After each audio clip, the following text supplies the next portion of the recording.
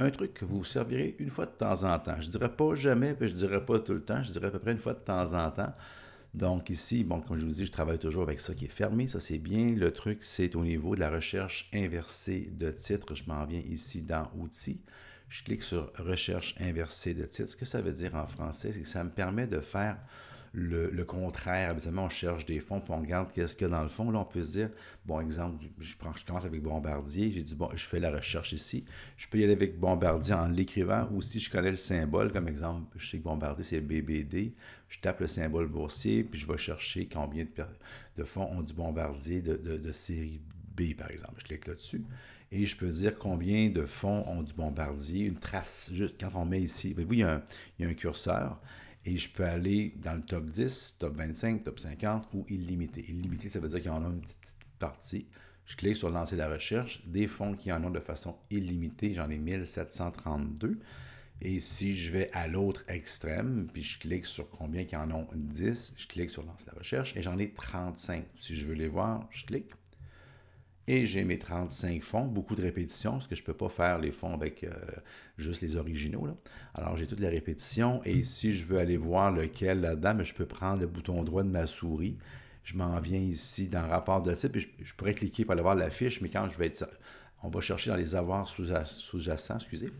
C'est toujours ce que je vous suggère, les avoirs sous-jacents. Je trouve que c'est ça qui est le plus agréable à regarder, même si il n'y a pas beaucoup de graphiques, mais quand on veut savoir vraiment, c'est là que je vous conseille. Et j'ai du Bombardier ici, voyez-vous, en position numéro 5 ou 6, j'ai du Bombardier. Il y en a pour 1,9%. Ils ont une valeur de 194 000 ça ne me paraît pas beaucoup. 55 000 actions simplement. Ce n'est pas un gros fonds, ce n'est pas des gros montants, mais c'est ça. Et de là, ben, le Bombardier, ce n'est pas nécessairement quelque chose qui va me faire faire une réflexion, mais disons que je vais revenir ici. Et Snapchat, on va aller complètement dans un autre monde. On va dire, disons, est-ce qu'il y a des fonds qui ont du Snapchat? Parce on va être d'accord qu'un fonds qui aurait de la compagnie Snapchat, ça va être un fonds qui va être assez, je pourrais dire, jeune, dynamique, techno, qui va oser aller dans les nouvelles technologies, quelque chose qui est assez récent. Ça ne veut pas dire que c'est un bon ou un mauvais fonds, mais il y a quelque chose au niveau du gestionnaire qui se lance dans des actions comme celle-là qui peuvent être assez variantes. C'est une façon de faire des recherches. Je m'en viens dans recherche inversée de titre. Au lieu de Bombardier, on met Snap. J'ai pas le symbole boursier, c'est Snap. Donc, oui, c'est pas Dr. Snapple, c'est vraiment Snap. Je clique là-dessus. Donc, Snap. Je dis, bon, le top 10, là, je serais très étonné. Je veux dire, illimité. Est-ce qu'il y a des fonds qui ont du Snapchat dans leurs actions, dans leur portefeuille? Il me fait une recherche. Il dit, oui, il y en a quand même 157 qui en ont une trace. OK. On va continuer à pousser ça. Est-ce qu'il y en a des fonds qui en ont dans le top 75? Oups, qu'est-ce que j'ai fait? Ah oui, j'ai fait ça. Bon, qu'est-ce que j'ai fait? Ah, j'ai cliqué trop vite. Je vais revenir, je m'excuse. Regarde, ça arrive. Snap sur les 15, je fais lancer la recherche, non pas.